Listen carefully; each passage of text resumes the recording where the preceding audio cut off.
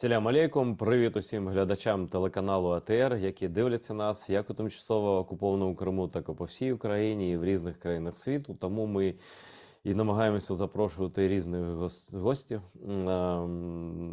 людей з різних країн, з різним поглядом, але на одне і те саме на нашу війну з Росією, яка є, в принципі, в сенсі ментальному світовою війною демократії з недемократіями, з диктатурами або рейхами. І я дуже радий, що знайшов сьогодні час, не дивлячись на різницю в часі з Америкою, з нами спілкуватися публіцист американський радянського походження, якщо так можна сказати, і блогер Юрій Рашкін. Юрій, привіт. Привет, Айдар, спасибо за приглашение. Слава Украине. Героям слава.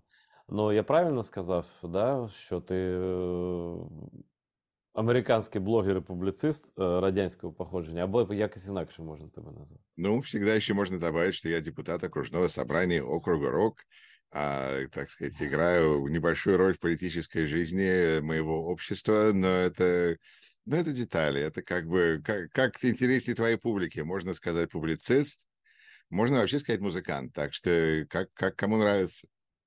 Слушай, я перейду на трофейну мову, щоб тобі простіше було. А скажи, будь ласка, ось твой округ, да? Это часть американского общества, небольшая часть, да? Я просто сейчас читаю социологические опросы в европейских странах. Ну, в европейских странах более-менее все нормально. Тут или растет количество людей, которые поддерживают Украину, или остается неизменным. Ну, то есть людей, скажем так, не то, что прямо они поддерживают все Украину, не знаю, в какой виде поддерживают, не об этом вопрос, а о том, что, значит, понимают ли они, что такое зло, что такое хорошо, что такое плохо, кто агрессор, кто жертва, кто на стороне зла, кто на стороне добра и так далее. И вот у нас, например, у нас в Европе Восточной дикие результаты по двум странам. Причем совершенно неожиданные, я бы такого вот не прогнозировал даже, да, поэтому тебя хочу спросить, а тебе для пищи для размышлений вот такой пример. Значит, как это ни странно, Венгрия, которая абсолютно сумасшедшая, откровенно пропутинская власть, просто на стороне зла, как бы стоит тремя ногами, если так можно, на четвереньках, я бы так сказал, стоит на стороне зла, вот, открыто, всячески и так далее, так там растет количество людей, которые понимают, что Россия агрессор, и оно достигло уже 54% уверенных сторонников Украины в Венгрии, так? В то же время наблюдается падение поддержки, падение даже не поддержки, понимания того, кто враг, кто агрессор, кто зло, в таких странах, как Болгария, где 46% не верят, что Россия напала на Украину.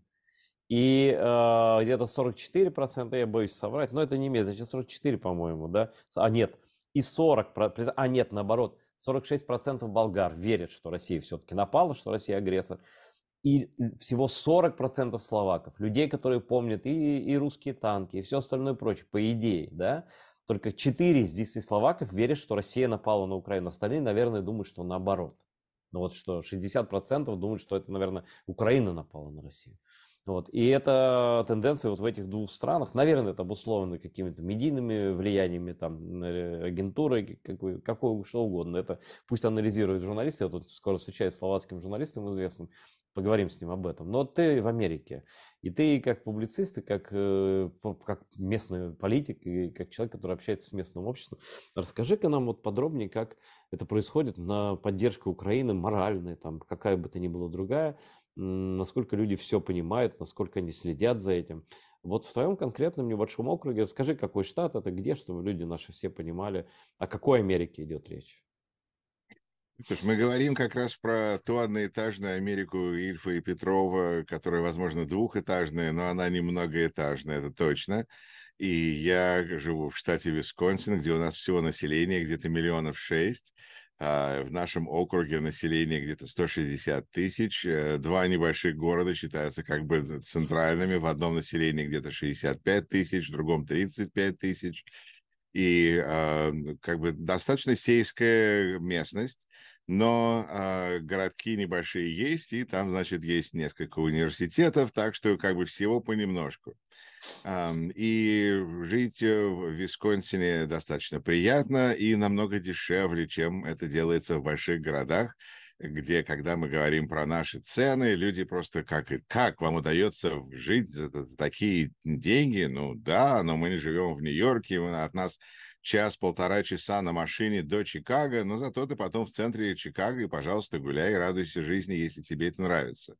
Так что такое, как бы мы близко ко всему, но у нас такая сельская местность. И когда, во-первых, у нас поддержка Украины, мне кажется, ну, не знаю, не стопроцентная, но вроде бы все нормальные люди за Украину, и тут достаточно однозначно.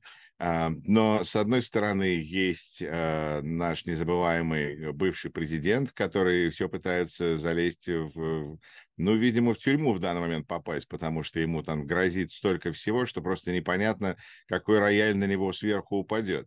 Но его поклонники, поскольку это культ личности, то они как бы должны следовать за ним, что бы он ни сказал. Поэтому, если он говорит, солнце сегодня зеленое, они говорят, да, зеленое солнце, это все, что нам всегда было нужно. А сегодня оно желтое. Хорошо, желтое еще лучше. Поэтому, если им сказать, что Украина напала на Россию, ну, интересно, да, ну, раз нам сказали, значит, так оно и есть. Ну, ты знаком с этим феноменом, когда люди смотрят в телевизор и берут оттуда инструкции как бы к поведению. Но мне кажется, то, что ты упомянул, и то, что я слышу в разговорах с американцами, это такой интересный феномен исторической памяти, когда люди воспринимают то, что происходит сейчас, в контексте того, что происходило десятилетия назад, или, как они говорят, всегда. Всегда вот эти люди были друг против друга, поэтому то, что происходит сейчас, вписывается в то, что было до этого. И у определенных народов есть связь с Россией историческая, поэтому они им дают как бы больше, так сказать, сомнений в их сторону. А у нас в каком-то смысле наоборот, мы давно помним, что россияне и Советский Союз– это враги. У нас были замечательные фильмы голливудские, и «Красный рассвет», и «Охота за Красным Октябрем», когда нам всем точно объяснили, что советские, они что-то у них там в голове чокнутые, они ненормальные. Но долгое время было такое подозрение, что, возможно, под этим Советским Союзом кроется такая Россия, такая, ну, порабощенная под советским игом страна, где живут вроде бы нормальные люди. И вот сейчас, и как-то нас-то слегка запутало. После Холодной войны вроде бы они теперь такие же, как мы, но мы все равно продолжаем ругать людей словом «коммунист» и сказать «езжай обратно в Россию». Так сказать, мне такое заявили пару раз, я просто смешно мне стало, потому что меня от коммунизма трясет, и Россия к коммунизму никакого отношения никогда, в общем-то, не имела. Попытки были, но в основном как бы риторические. В конце концов, просто была тоталитарная диктатура. Так что это как нас запутало. А сейчас все вернулось на знакомые круги, когда только выяснилось, что это был не Советский Союз, а просто Россия. Так сказать, как бы она ни называлась, чем бы она ни прикрывалась, в общем-то, результат один и тот же. Кроме мордобоя никаких чудес. И мы как бы вернули свою позицию как, ну как же, мы так и думали, что россияне плохие. Нам долго объясняли, что они враги. Теперь мы можем как бы усесться обратно в знакомое комфортабельное кресло и смотреть на это с той позиции. Поэтому, когда сейчас американцы видят, что россияне напали на кого-то, мы так, ну да, это то, что они делают, это мы понимаем. И стараемся, естественно, помочь Украине, чем можем, как можем.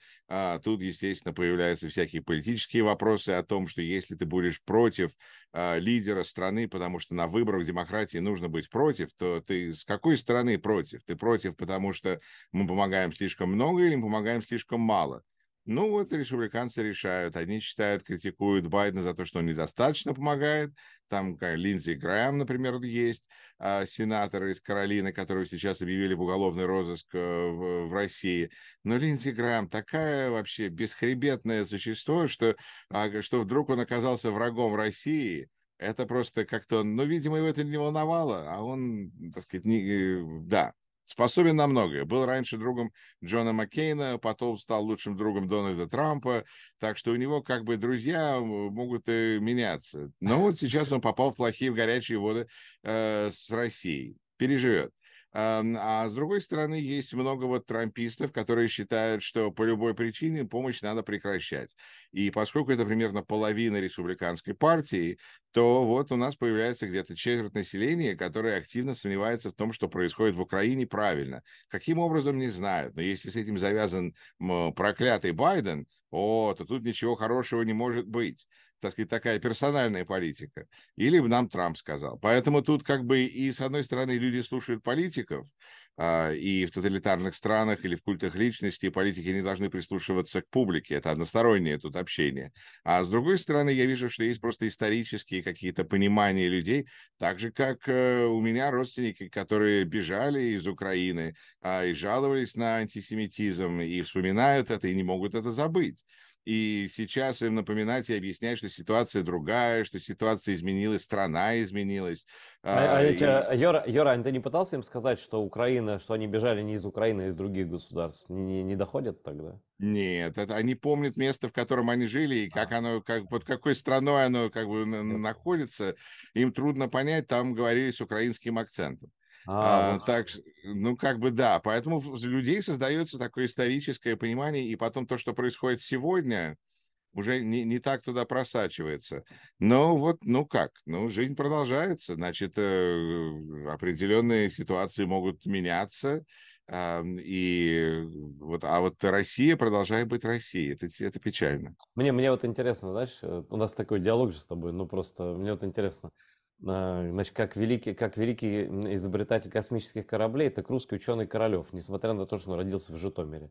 А как, значит, значит, в императорской России или там в Советском Союзе сталинских времен, да, времен дела врачей преследовали евреев, так это украинские антисемиты. Это очень интересно, конечно, это очень классная идея такая, когда все плохое приписывается стране, которая была также оккупирована и не существовала, а все хорошее приписывается стране империи. Это потрясающая, конечно, Ну, логика. я думаю, что это просто попытка рационализировать и выжить, потому что, мне кажется, одно из основных качеств, которые так тяжело понять американцам о россиянах, это то, что россияне Мгм. зациклены на то, что нужно выжить, а выживают, видимо, по одному. Выжить всем не удастся, значит, нужно себя спасти. Это такое существование, которое нам, надеюсь, никогда не будет Дай близко бог, знакомо. особенно нашим детям, Юра, чтобы такое не грозило. Да потому что эти попытки выжить вот в таких условиях какого-то стокгольмского или там российского или постсоветского синдрома, это попытки выжить из ума в итоге превращаются, и человек теряет адекватность. И действительно, я вот недавно тут был и на приеме у израильского посла, и там люди рассказывали истории про родственников, да, которым невозможно ничего рассказать вообще. Они живут в советских временах, но ненавидит Украину. Это удивительная история про какие-нибудь 70-е годы. Вот. Но когда точно так же, как значит, разжигали ненависть к евреям, и я прекрасно это помню, это по всей стране было, да, точно так же украинцам запрещали по-украински говорить и так далее, но умело перенаправили ненависть определенного типа людей вот на Украину. И это до сих пор продолжается, к сожалению, ну, уже в меньшей степени, надеюсь, что, правда, нашим детям не грозит. И, кстати, можешь напомнить вот людям некоторым, кто, может быть, не знал или забыл, вот то, что ты сказал про Россию, которая не меняется независимо от политического строя, и что, наконец, это становится многим очевидно, что виной тут общество это, а не то, как они себя называют, да, вот, так это Степан Бандера, дословная цитата, 53-й год примерно, вот, Единственное, да. что все-таки я как бы с одной стороны согласен со всем, что ты сказал, но хочу все-таки уточнить, что американцы не дошли до того состояния, когда они видят всех русских как проблему. Они начинают относиться с более каким-то большим подозрением к россиянам, как-то Но их же похихикать, русские не пытаться бомбят, рассказать, как... это очевидно, их же русские Ну не вот это бомбят. большая разница, Да, да. да. Да. Ну, Поэтому они как, уже они понимают, что российские лидеры коррумпированные, что система плохая, но представить себе, что люди в большинстве своем поддерживают эту войну или что у них отсутствуют человеческие ценности, что как представить себе, как мог вырасти человек, которого не учили каким-то базовым ценностям, и что это за человек такой вырастает, он может быть похож на нас, у него там две руки, две ноги, но внутри происходит что-то совсем незнакомое. И вот это нам трудно представить, что это может быть такое незнакомое. Мы думаем, что это знакомое, но чуть-чуть другое. А это просто совсем другое. Знаешь, я хочу на тебе проверить, вот мне сегодня буквально Лесь Подривянский, ну, наверное, ты слышал, кто это такой. Это украинский художник, писатель, мыслитель и так далее, который, ну, он с давних времен, он автор пьесы «Кацапы» еще с 70 какого-то года, про менталитет этих людей, про их отношение к другим, и тогда еще все как было другое, но он все это угадал. Ты смотрел эту пьесу, слушал, Нет. точнее? Нет? Ну, вот, короче, он мне сегодня прислал такое, не эссе даже, а просто несколько абзацев, они написаны по-украински, но я думаю, что ты поймешь, о чем идет речь. Цитата из мыслителя украинского современного Леся Подрянского. Про то, кто эти люди, которых действительно американцы, им трудно понять. Вот, ну, трудно, действительно трудно понять. Вот нам еще можно с Юрой и нашим зрителям, а американцам, правда, трудно. Но это очень глубоко, сейчас я прочитаю. Кацапи живуть у видимому світі. Світ кацапів – це суміш кацапських комплексів і кацапських понтів. Комплекси і понти взаємозалежні. Чим більше комплекси, тим більше понти. Тому що понти мають компенсувати комплекси. Сприйняти дійсність як таку, якою вона є, кацап не може за визначенням по определенню. А для нього це так само неможливо, як для Калібана подивитись в дзеркало. Калібан загине, якщо побачить своє обличчя. Кацап може і не загине, але остаточно втратить самоідентифікацію. Це пояснює, чому рівень брехні, лжи, завжди має триматися високим, біля критичної риски, критичної черти. Брехня – це виживання, відсутність брехні миттєво призведе до смерті кацапського етносу. Вся їхня історія на цьому побудована. Для них брехня так само необхідна, як для всіх інших істот вода або повітря. Причому співвідношення брехні всім оточуючим кацапа має відповідати таким самим рівнем брехні самому собі. Інакше вся конструкція захитається, ну, закачається. Вот это империя лжи. Как тебе вот объяснение вот это? Замечательное объяснение. Ты знаешь, одно из объяснений американцев, что американцы не закомплексованные. И вот это, вот как человеку объяснить, что его культура закомплексована, что он сам закомплексован, что он дергается, когда слышит незнакомые мысли, что все должно быть определенным порядком, а потом следующая концепция – это последствия.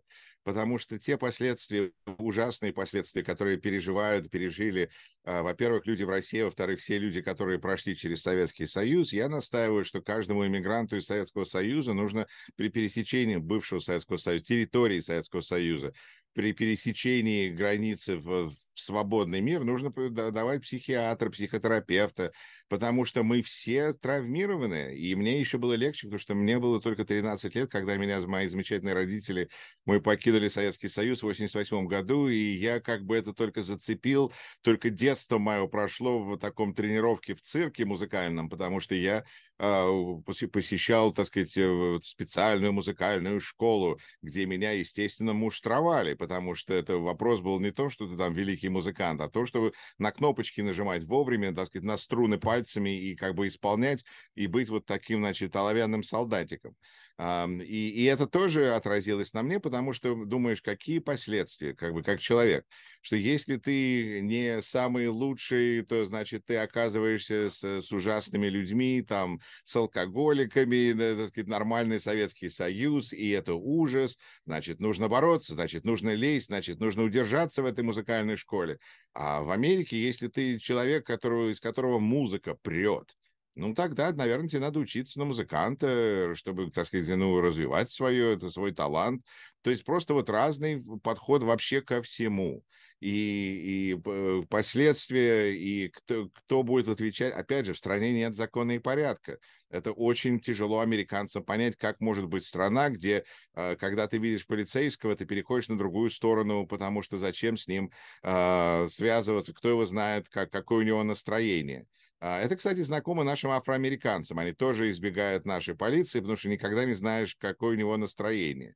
Но поскольку иммигранты из бывшего Советского Союза, как правило, либо белые, либо, как у нас говорят, сходят за белых, то мы просто не знакомы с тем расизмом, который на самом деле существует в Соединенных Штатах, очень сейчас, так сказать, так пышно расцвел. своим ужасным цветом, но мы с этим не знакомы, мы вообще считаем, что мы как бы самые лучшие, и то, что на черных так смотрят сверху низ, ну так и надо. В общем, это кошмар, который мы вдруг оказываемся, как бы мы выходим, и вместо того, чтобы быть заключенными, поскольку мы знаем, кто в России живет, либо заключенные, либо, как они там, вертухаи, правильно? Значит, либо Да. те, кто смотрит, чтобы не сбежал, либо те, кто пытается сбежать.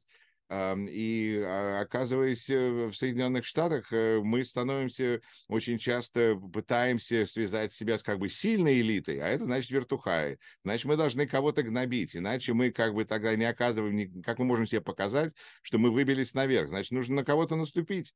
Если под тобой кто-то, значит, ты пробился наверх.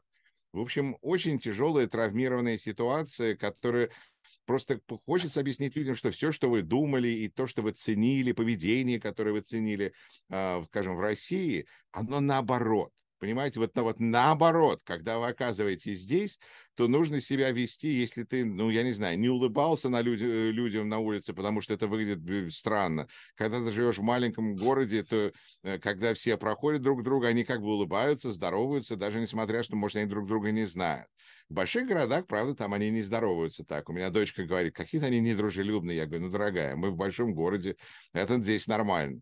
Но поведение, которое, это вот такой маленький пример, как бы разница между большим и маленьким городом, но разница между Россией и Америкой вот в этой закомплексованности, за то, что за нами смотрят, а часть из закомплексованности проходит, мне кажется, от полной несвободы. Свобода для меня означает, когда людям все равно. Вот если людям все равно, чем я занимаюсь, значит, я свободен. А когда людям не все равно, значит, у меня нет этой свободы. О, смотри, и когда людям не все равно, что у тебя плохо или есть проблемы, и когда они готовы помочь, если что. Я думаю, что любой житель Чикаго, вот про которых твоя дочка прекрасно говорит, если к нему обратиться, он тут же и улыбнется и поможет, если нужно. То есть это не значит, что он не улыбается каждому встречному, что это не значит, что он отстранен, что он лишен эмпатии, сочувствия и так далее. Да, и с другой стороны, так же, как приличные манеры заставляют нас быть наостороже и ожидать в России, как бы, какой подвох здесь, что здесь, чем это опасно, незакомплексованные люди смотрят на любую ситуацию слегка по-другому, они меньше нервничают по поводу того, что может произойти, какие могут быть последствия, чем это для них обернется. Конечно, у нас сейчас, так сказать, жизнь развивается, и мы начинаем тоже нервничать, и мы становимся в каком-то смысле закомплексованными, в том смысле, чтобы назвать человека правильным именем, а то он может обидеться, и это может относиться и к белому, и к черному, и к коричневому, у всех свои как бы, ну, привилегии, все хотят, чтобы их называли правильно. Окей, мы как бы начинаем нервничать по этому поводу. В России по этому поводу никогда не нервничали, назвать всех холопами, кацапами, жидами. Да, чего ты нервничаешь, чего ты выступаешь? Люди нервничают по этому поводу. Выясняется, что в свободном обществе надо уважать людей. Это, в общем, тяжело, и привыкнуть к этому сложно. Иногда люди привыкают к этому во втором, третьем поколении. Опять же, то, что ты сказал, я с тобой абсолютно согласен. Иммиграция – это вообще для детей. Это очень тяжело иногда людям осмыслить, потому что хочется нам самим жить приличной жизнью, но очень часто выясняется, что когда иммиграция – вещь непростая, язык иногда приходится учить, переучивать, акценты такого типа, как бы. Это вообще мне очень тяжело смотреть. Я никогда рядом с русскими не жил. Я как бы сразу, как, знаешь, есть такая русская комьюнити, я в другую сторону. Потому что, как бы, ну зачем? И это вообще американцам тяжело понять, что вот смотрите, они скажут, ну, вы русские, вы из России, значит, вы русские. Вы знаете, у нас здесь работает тоже женщина из России. Вы с ней Мгм. познакомились уже? Я говорю, понятия не имею, не знаю. Мы, русские, друг с другом не общаемся. Это, так сказать, важная часть. Как? Как это так? Нет, ну, в общем, другие подходы, другая Ну, культура. просто они не понимают, что вы уезжали, чтобы не жить в этом мире, а не наоборот, да. А мне еще казахи рассказывали, это очень интересно, что им все время говорят, ну вы же китайцы, да? Казахи такие, ну нет, ну мы не китайцы, да, вот, ну тоже. Но это тут с американской точки зрения зла как бы нет в подсознании. Они просто привыкли жить там, уважать комьюнити, там, не знаю, вот эти все, ну, общаться открыто, там, ну, раз вы хороший человек, у вас есть хоть какие-то точки соприкосновения, ну, дружите, там, давайте, да. Вот тут иногда все по-другому работает в постсоветских обществах. И Но это то, еще проблема в том, что мне кажется, что назвать человека, который не считает себя китайцем, назвать его китайцем, это как-то, ну, оскорбление в каком-то смысле. А они просто пытаются как-то поставить, где вы находитесь. Нет, они, Вы может быть, знаешь, пытаются сказать, что даже если ты китаец, ничего страшного. Вот понимаешь, Ну что да, это но вы такое, китайцы. да. Я даже не знал, что в России живут китайцы. Да, они, значит, как говорит наш знакомый Канат Ибрагимов, что они Так это он мне и казахи, рассказывал. да, что они считаются русскоязычными китайцами. Вот, Так да. что вот, это будущее России, русскоязычные китайцы. Господи, смотри, про что хотел сказать. Вот ты так перечислил ряд названий оскорбительных для разных народов, ну там хачи, вот это все, да, мы понимаем, о чем речь идет. Черные, тускоглазые, чурки, чучмеки, Русский все. язык очень богат оскорблениями для Нет, всех это вот остальных на народов. эту тему очень богат. Значит, лабусы, пшеки, фрицы, пиндосы, то есть по весь мир просто. Я как-то видел, может даже нарисовать, чтобы всем народам было понятно, их языком карту мира, где так, как их называют русские, чтобы чуть-чуть подрезвели немножко. Причем называть не один, не два человека, а массово. В то же время слово «кацапы», оно как раз было такой местью, что ли, этих людей. Я даже я слышал его первый раз в жизни от украинских бывших переселенцев на Кубани, которые терпеть не могли, видимо, людей, ну, подсознательно, которые их туда... Это запорожцы, конечно, да, которых тогда когда-то тоже на чужие зачищенные земли переселили, черкесские и так далее. И они презрительно отзывались об их эстетике, культуре, но они вообще другие были совершенно люди. Сейчас не знаю как. А вообще слово «кацап», оно же является абсолютно... Ну, его использует мистер Байден, который сказал, что кто такой Путин, он сказал «кацап», ну, палач в смысле, да? Это же ответ его был на вопрос в Ну, он Варшаве сказал, журналист. Да. да, но Да. понимаешь, это Это вообще же дословно. разница в культурах, потому что, например, в Соединенных Штатах вот так не поправляют очки, потому что это посылает сигнал, что ты показываешь кому-то средний палец, Как, и как это вот так? Покажи как. Вот так? вот ты вот, значит, вот так ты поправляешь свои очки, это выражает свое полное Не, я, неуважение к я стараюсь вот собеседнику. так поправлять. Ну Вот, да, но да. откуда ты должен знать все? Извини, ты не, ну, это нормально. Но это просто Да. разница в культурах. И когда люди начинают понимать, что, когда они говорят, знаете, вот эти американцы, так они, знаете, еда у них там такая сякая. Это люди, которые, в принципе, показывают, что они не ассимилировались. Я не говорю, что ассимиляция – это, так сказать, ну, самое лучшее, что может произойти с человеком, но это признание того, что они не ассимилировались. Смотри, ну вот человек Подожди, может... когда люди говорят, Да. вы знаете, вот американцы, это мы неплохо делаем. Во-первых, когда мы говорим «мы», то мы начинаем себя с кем-то ассоциировать. Не они американцы, а мы американцы. А с другой стороны, когда то, что здесь происходит, для нас имеет какой-то смысл, мы понимаем это, тогда это вот начинается эта ассимиляция и продолжается. Вот, ассимиляция, она у каждого человека, наверное, по-разному происходит. Вопрос только в том, насколько явно и демонстративно он не отождествляет себя с той страной, в которой он живет. Иные люди понимают, что они другие, что им надо как-то... Но все-таки воспитание останавливает от таких вот вещей, как «а где в вашем Израиле настоящий бифштекс есть?» Или там «а вот почему это у вас в Израиле нет русских бильярдных?» Макаревич пишет «а с какой стати там должны быть русские бильярды?» Непонятно. А что еще захочется им? А, вот это тыквенный с кофе, или как там они все ищут, в Москве есть вот Да. это? Нет? Так зачем вы ехали из Москвы? Оставайтесь. В чем проблема-то?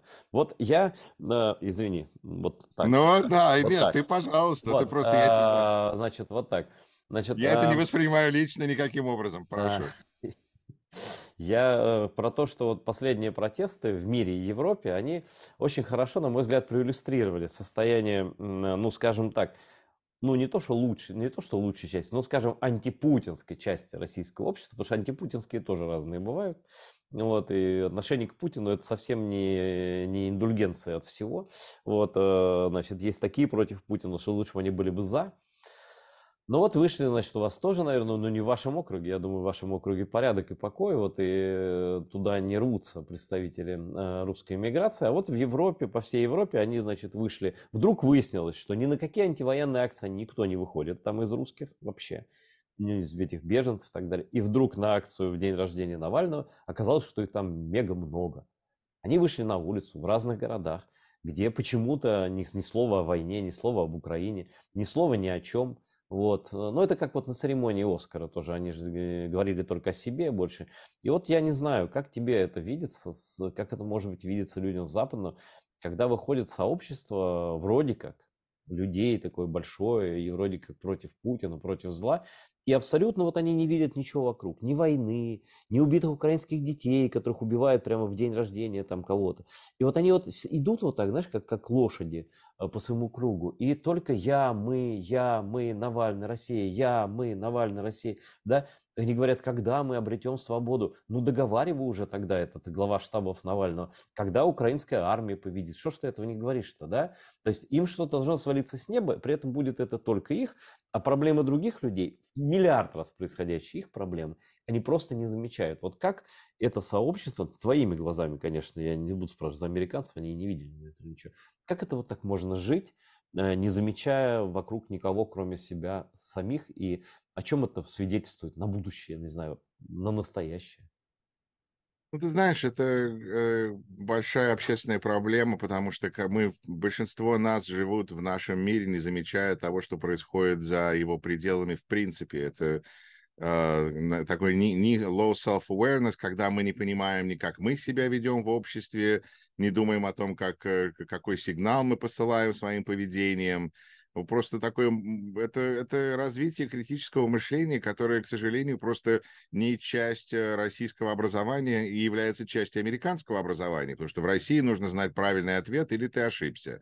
А в Америке детей учат задавать вопросы, осознавать информацию, продумывать это, придумывать какие-то вопросы. Это очень важно просто вот в развитии. Часть той травмы, которую мы все получили, когда нас просто всю жизнь учили маршировать. Насколько это у кого получалось и каким образом нам это приходилось делать.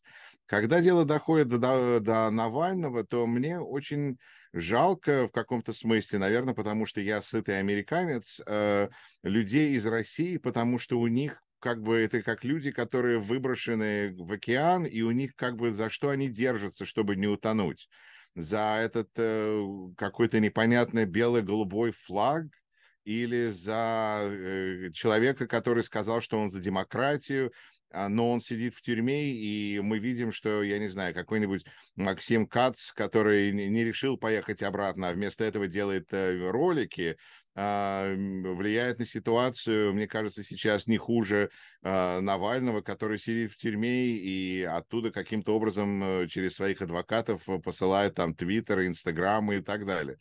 То есть, ну, это не способ влияния, это способ выживания. Опять, да, это, наверное, важно показать, что и в российской тюрьме можно выжить, и надеюсь, что Навальный оттуда выйдет и останется, ну, каким-то позитивным лидером, потому что он в конце показал себя, мне кажется, как достаточно позитивного, А скажи, а почти почему западного. они, Юра, а почему они не говорят фразу, что когда украинская армия одержит победу Ну, и, слушай, я не возможно, понимаю, почему станет Зеленский свободной? этого не говорит. Когда Зеленский дает интервью и говорит, что после войны, а я думаю, извини, нет, после украинской победы.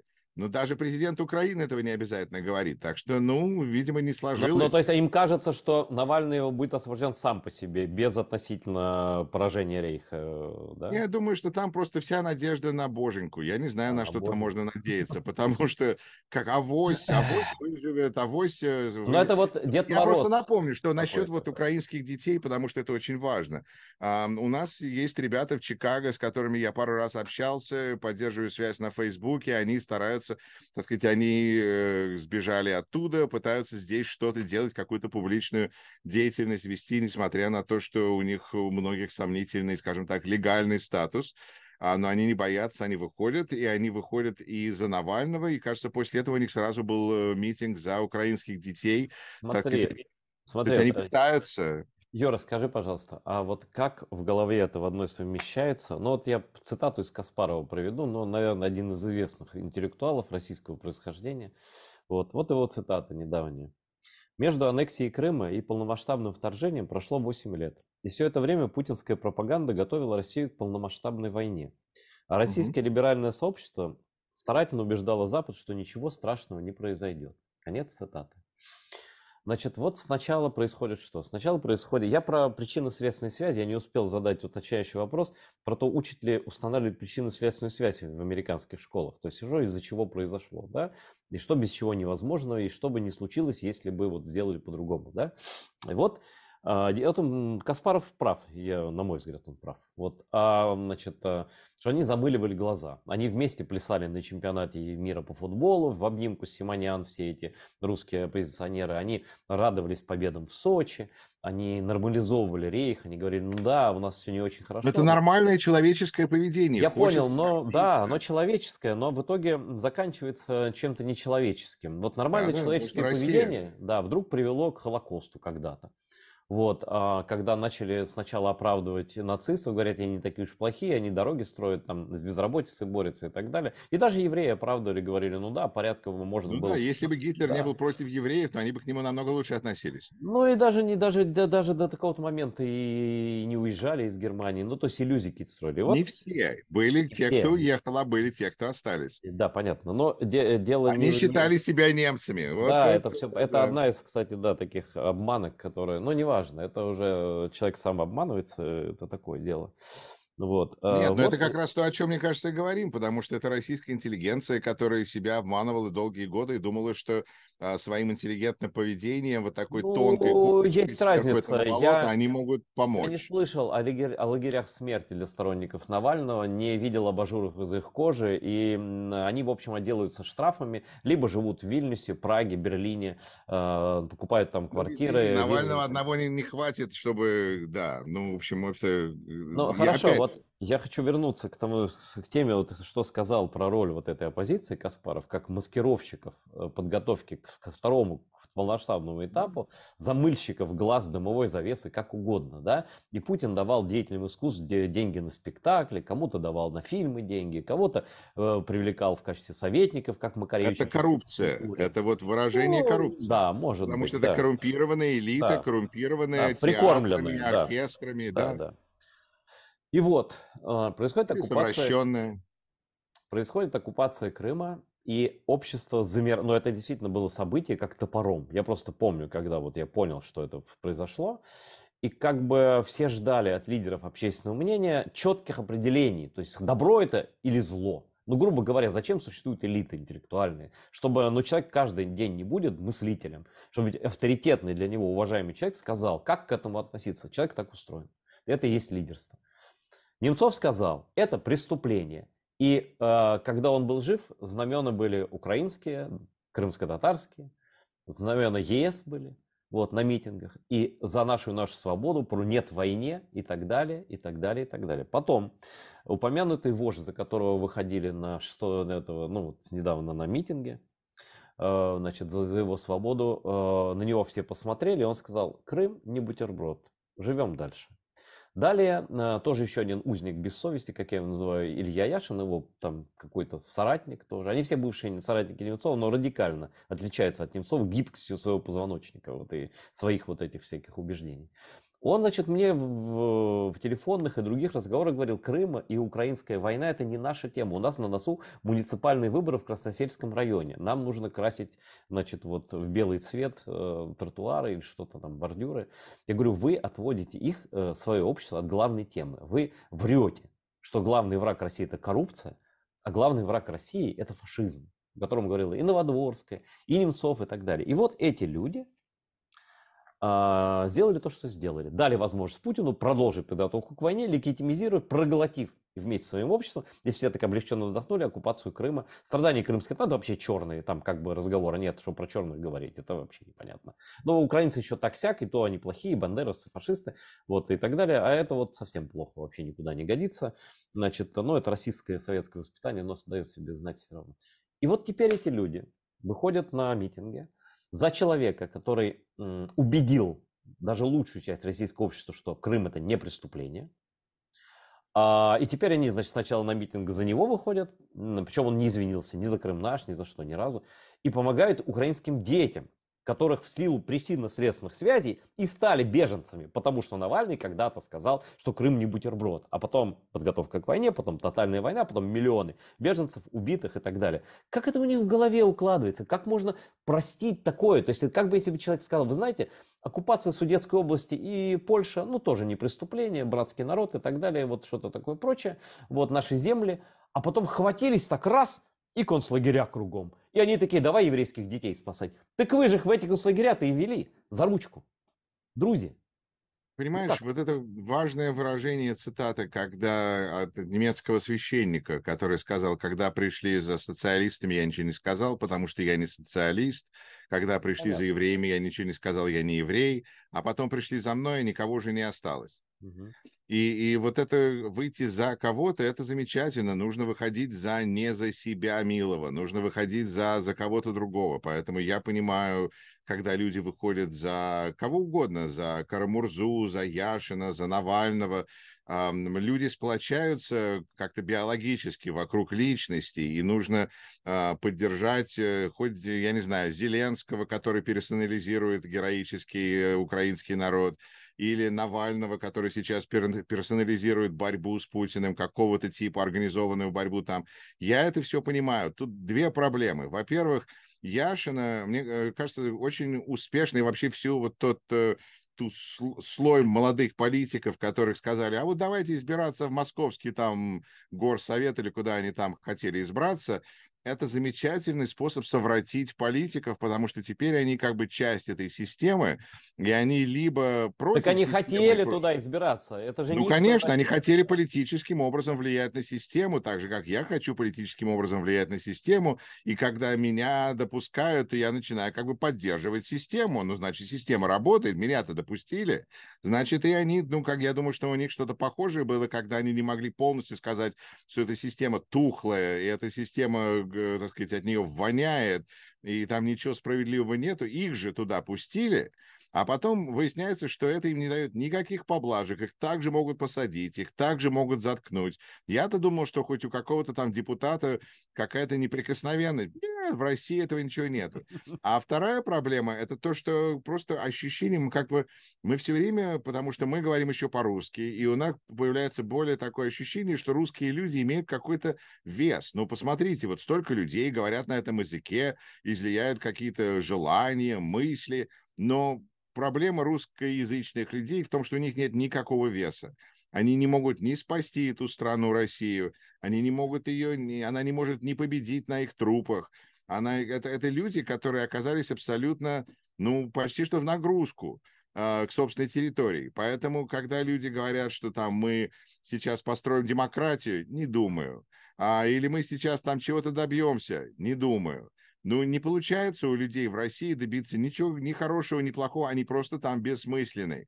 Поэтому для человека из России вначале нужно просто уехать. Почему? Потому что один человек слаб. А когда мы живем в обществе, которое уважает только силу, значит, если у тебя нет своей частной армии, то ты сейчас не олигарх. И вот такие люди, они пытаются как бы болтаются в этом болоте, пытаются сказать, что мы имеем какой-то вес, мы имеем какое-то значение. Нету его. Если вы в России, и у вас нет собственной армии, у вас нет никакого веса. Единственное, что вы можете сделать, когда открывается окошко, я вот поэтому мне таким с интересом, с одной стороны, мне нравится как-то слушать вещи на русском языке, но с другой стороны, очень тяжело, потому что, ну, глупые вещи говорят. И представить себе, что эти люди имеют какое-то значение, никакого значения они не имеют. Это очень тяжело себе представить, что ты как личность не имеешь никакого значения. Все, что ты можешь сделать, это оттуда уехать, ну, в каком-то смысле постараться забыть язык, перестать общаться с русскоязычными и строить новую жизнь для своих будущих поколений, своей семьи. Но это Но же не это трудно такая, для людей так Юр, принять. это же не такая миграция, как твои батьки уезжали. Они уезжали, чтобы тебя спасти. Я их понимаю прекрасно. Они помнили свою жизнь в этой империи. Они не Э, уезжали за колбасой. Да. Эти даже не за колбасой поехали. У них и там все хорошо. Они живут в Литве, Латвии, Эстонии и дальше по алфавиту. Сдают свои квартиры в Москве. Значит, их никто де-факто не преследует, но им там удобнее, они гранты получать. Я не видел ни одного русского работающего ни в одной стране балтийской. Но украинцы работают, они работают в гостиницах, работают на разных должностях, айтишниками, кому угодно. Эти только, ну, мне известно там их, чем они занимаются, кроме работы, но не будем об этой совсем уж грязи. Но вот они ничем не занимаются, просто они себя подают раз в год, вот на день рождения кумира выходит это. Ну, между собой грызутся, как положено, все как на коммунальной кухне, там, у Зощенко, все один в один, да, ничего не изменилось там. Еще их очень испортит квартирный вопрос, они все время говорят о квартирах своих. Вот это вообще какая-то мания. Если квартира в Москве, это все. То есть квартира в Москве. А почему вы врете про украинский нацизм? А что вы пишете, что вы агенты? Говорит, ну как вы не понимаете, у меня квартира в Москве. Ах, квартира в Москве, все. Тогда Ты нет знаешь, это прав. большая проблема. Я с тобой в этом смысле согласен, потому что я знаю, насколько я свободнее чувствую себя, потому что мои несчастные родители сдали государству нашу квартиру на Патриарших прудах, которая потом стоила там миллионы. Твои Но, счастливые родители, потому что но они они не бы... нервничали по Да. этому поводу, их ничего туда не Да, но тянуло. если бы их держала эта квартира в той ментальности, это было бы в 100 раз хуже. Мы бы сейчас не Это разговаривали, было я бы думаю, что... болезненней. Да, Да, кто и его для знает. тебя тоже. Но моя Ну, мама была только рада, потому что нам тогда надо было заплатить по 500 рублей на человека, чтобы отказаться от советского гражданства. И мама сказала, что это были лучшие деньги, которые она потратила. Так что сейчас, когда я смотрю на людей, которые держатся за это российское гражданство, опять же, это политики, которые пытаются сохранить себе свое политическое мгм, будущее. да. Друзья, посмотрите замечательный сериал «Белые иммигранты». Нет этого будущего в России. Его не было, и просто надо как-то забыть и строить жизнь в новом месте. Вы можете пригодиться не там, где родился, там и пригодился, а там, где приземлился, там и пригодился. Ты знаешь, вот что касается опять трудовой миграции, вот тут я был прав, но эта миграция не трудовая. Работать в сфере российской вот этой интеллигенции, интеллектуалов, но я не называю их интеллектуалами, они как бы на минуту не могут прогнозировать жизнь никакую. Ну, такие, скажем, люди начитанные, они в принципе никогда не Как работали. Игорь Эйзенберг цитирует Солженицына, он говорит, что эти люди образованцы. Да, но Солженицын сам образованец, потому что он знал, о ком говорил, потому что прожить столько лет в Америке и так и остаться совком глубочайшим, да, я уж не говорю про страшную трагедию, на мой взгляд, ну, внутреннюю, ни для кого это не трагедия, Бродского, который всю жизнь был гонимый, родители умерли, прожил в Америке, там и так далее, а потом оказалось, что все это ради того, чтобы за 3 года до смерти попытаться унизить украинцев какими-то абсолютно имперскими, советскими нарративами, невозможно представить, как человек может Ты пройти знаешь, такой это круг жизни и тяжело. вернуться. Это вот как расизм, который живет во всех нас, который приходится выдавливать из себя. У меня есть знакомый друг, который сказал, что он понял в Нью-Йорке, он живет, что в какой-то момент его толкнула женщина в метро, и он подумал какие-то мысли, которые не были связаны с ее цветом кожи. И он как подумал, что, может быть, он делает какую-то ступень вперед. Это очень тяжело. Вот эта имперскость, это предвзятие. И нельзя сказать, я покинул Россию, соответственно, я свободен от всех ее проблем. Нет, мы просто взяли этот маленький комочек России в себе и вывезли, и потом с ним нужно долго-долго разбираться и понять, что он в нас живет, и его надо выжимать из себя, этого раба. Скажи, а почему они не пытаются этого делать? Вот я просто вижу по их лозунгам, вот смотри, Вильнюс, короткое, может, ты видел видео, это, может, нет, но я могу прислать. Но смысл не в этом, там очень простая история, там вышли вот эти навальнисты, ну, значит, ну, за своего кумира, понятно, все такое прочее. Значит, и вышел один или два человека, вышли с плакатами, где было по-литовски, и, по-моему, не только по-литовски, с QR-кодами, со всеми ссылками, написаны высказывания Навального российские про грузин, про Украину, про все остальное, про оккупацию Крыма. Ну, все, что он действительно говорил и за что он не извинялся. Он иногда сожалел, что он не вовремя это сказал, там, или там был на эмоциях, но Я никогда бы не сказал, это извинялся. слова, за которые ты его никогда не простил. Нет, слова, за которые нельзя прощать, потому что слова, приведшие к страданиям и убийствам миллионов людей, изгнанию, нельзя прощать. Но я не считаю, что Навальный мог к этому привести. Это не в его силах. Опять же, мы Но если повышаем я не силу работаю, русского человека. если мой аргумент про то, что оправдание базового преступления крымнашизма не является как бы помогающим фактором в нынешней войне и не работает, то ладно. Но мне кажется, что нет, что все-таки толерация судетской оккупации и начало оккупации Польши является чем-то помогающим в большой мировой войне и Холокосте. Мне кажется, все-таки есть какая-то между этим связь. Но Я окей. все-таки бы не занижал силу ФСБ в данной ситуации. Мне кажется, что русское болото могло покатиться во многие разные стороны, но оно вот потекло в эту Оно сторону. только в сторону правды никогда не течет. Вот я вот у Но это много раз тяжело. Тяжело тяжело. осушить болото. Это О, намного проще просто всех коррумпировать и стать самым большим м. мафия-боссом. Да, но вот почему нет стремления, причем, ну, рано или поздно вот эти их демонстрации про себя, их демонстрация себя, про себя, они как-то утомят всю публику в мире. И они скажут всем этим людям, включая таких типа гуру, как Шендерович, уже говорят: слушайте, давайте так, от вас один скандал. Вот и идите куда-нибудь про украинский нацизм, ну как бы, как Бродский читал, продолжать как дятел читать свое стихотворение унизительное российское про украинцев, но уже за закрытыми дверями самовара, там, да, только своим таким же друзьям, повернутым там, на хохлах, на сале там и так далее. Ну, как бы это уже не лечится, как Это вариант. просто, мне кажется, это язык советского человека в Но это каком-то язык смысле. урода морального. Вот это и слушать, и говорить Ну, это про да. других людей, это как вот, ну, анекдоты про хохлов, они омерзительны все, как и, ну, омерзительны, как Ну, любые извини, мы все философские. выросли на анекдотах, которым там, я не Ну, знаю, я не немец, рассказываю их француз, никому, американец и согласен, так далее. согласен. Но на одно дело, когда ты понимаешь и стыдишься, а другое дело, когда ты им кичишься и своим друзьям рассказываешь, все ржут и наливают водку. Это тяжело, Да. тяжело сказать. Вы знаете, те сказки, на которых я вырос, это ужасные Ну, это сказки. как история, как с алкоголиком. Пока ты не дашь себе, не поймешь, что тебе надо лечиться, тебя никакой врач не вылечит, будь он хоть Нобелевский лауреат там по всем этим самым, да? Да, нужно осознать. Вот то, что ты Вот, говорил о том, что посмотреть, узнать свою сущность, посмотрев в зеркало,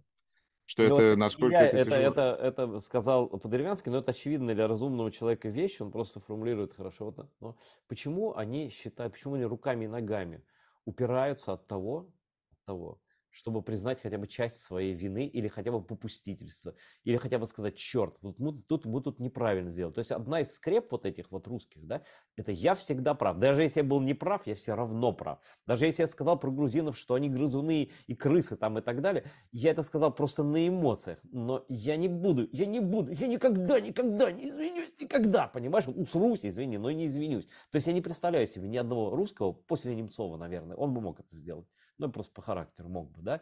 Вот стоящим, как Вилли Брандт на коленях. Ну, не представляю. Почему? Что с ними не так?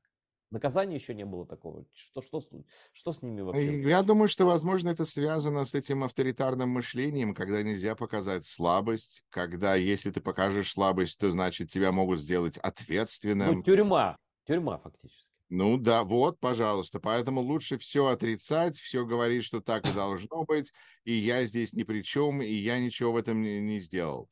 Это тяжело, потому что осмыслять, вот, например, сейчас пытаются разобраться в Соединенных Штатах, какие репарации нужно ли, и если да, то какие репарации платить нашему афроамериканскому населению, которое было порабощено. И люди говорят: ну я же вас не порабощал, я вообще из России, причем это здесь, я здесь не имею никакого отношения. Но я думаю, извините, вы в Америке живете как кто, как посетитель, или это ваша страна?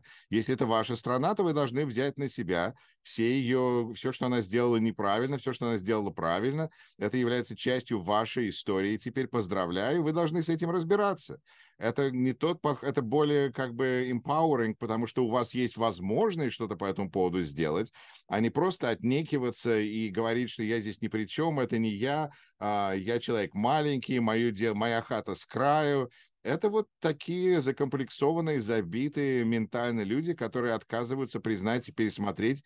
Ну, как бы, если вы жили в Советском Союзе, возможно, там были какие-то у вас, как сказать, не только, что вас гнобили, но вас чему-то учили. Возможно, тому, чему вас учили, было неправильно. И это нормально осознать, и нормально сказать, что я двигаюсь вперед. Абрахам Линкольн сказал, что я надеюсь, что я сегодня умнее, чем я был вчера. Но это, мне кажется, так сказать, нормальной позицией для нормального человека. Но когда все, что было замечательно, и мы самые лучшие, ну, хорошо, тогда, значит, живите на Брайтон-Биче и общайтесь с русскими по-русски, смотрите русское телевидение и живите только там, где, так сказать, проклинайте власть, которая вас кормит.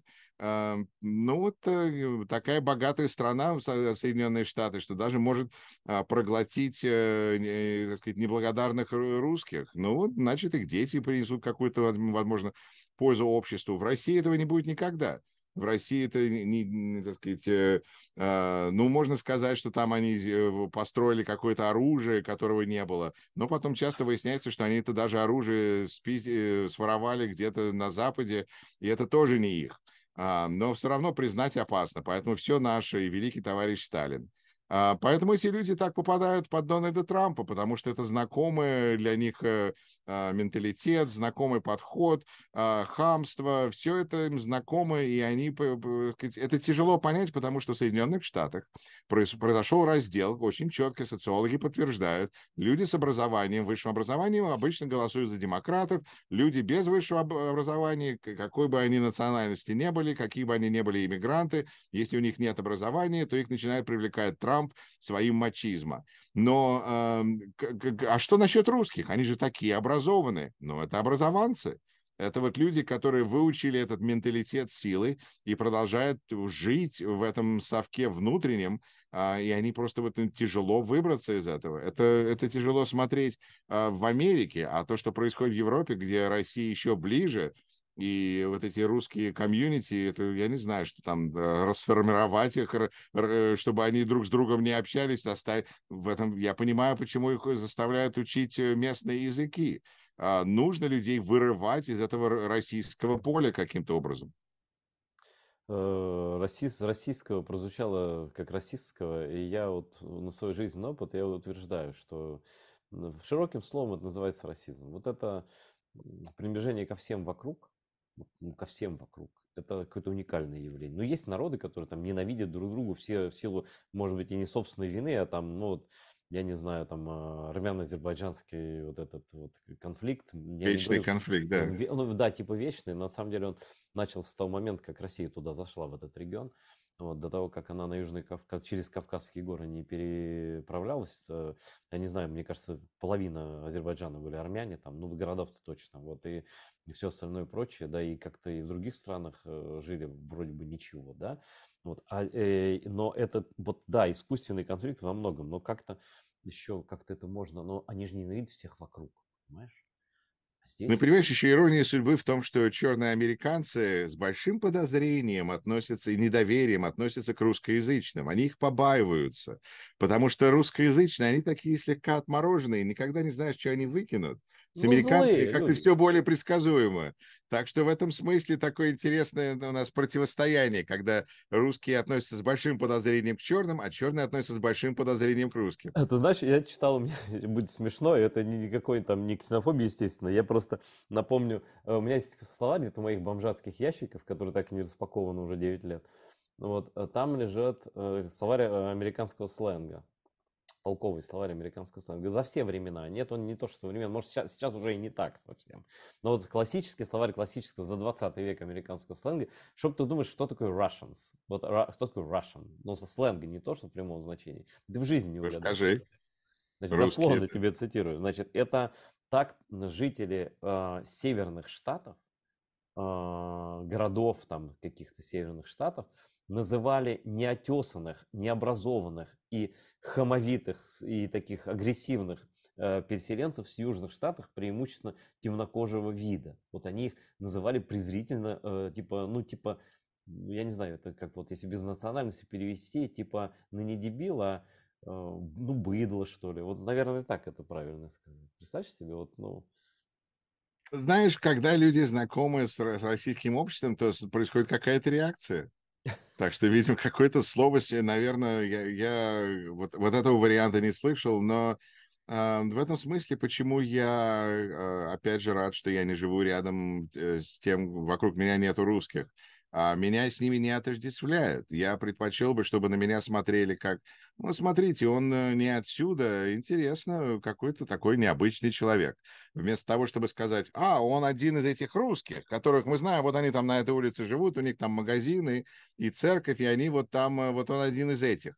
А у нас там бывают разные отношения. Иногда они такие дружелюбные, иногда непонятно что. Ну и вообще, когда люди говорят на непонятном языке и улыбаются, то тяжело понять, что они там, что у них происходит в голове. Это и к русским, и к американцам относится. У меня была, как у судебного переводчика, была клиент женщина, которая получила, значит, она мужа убила. Муж тоже был русскоязычный, и она его, значит, они напивались, и она его убила. Он там ее мучил, и она обычно от него отбивалась, кажется, молотком, а в этот момент молотка не оказалось под рукой, и она его ножом. слушай, как А, прям в Тамбове. Я вспоминаю тамбовскую криминальную хронику. Продолжай, пожалуйста, да. И я, значит, к ней приходил как переводчик, и мы сидели, просматривали все, что полиция написала по этому поводу. И в конце концов она получила, я думаю, в Тамбове такое не происходило, она получила условное заключение. Потому что, во-первых, это был последний день судьи перед тем, как он уходил на пенсию, он был в хорошем настроении. Во-вторых, он сказал, знаете, я не думаю, что вы будете теперь как бы угрожать обществу, от вас угрозы очень маленькие, вот, так сказать, понятно, что происходило, была личная ситуация. А в-третьих, говорит, вы знаете, тут все вот черные молодые женщины, с которыми вы сидели, они написали про вас, в вашу защиту столько писем, говорят, они вас не понимают вообще, но вы просто как мать им была. Вот такое вот непонимание, мне кажется, очень иногда важно. Просто когда мы понимаем друг друга очень хорошо, то мы сразу понимаем, куда это все идет, откуда ноги растут и так далее. А когда человек проходит мимо и улыбается, ну, вроде бы дружелюбный, вроде бы с ножом не Но бросается. будем надеяться, что это был последний муж, который из-под ножа этой женщине вышел. Потому что бывали и такие случаи, на самом деле. И когда верили, и когда давали маленькие срока, выяснялось, что это всего лишь образ жизни.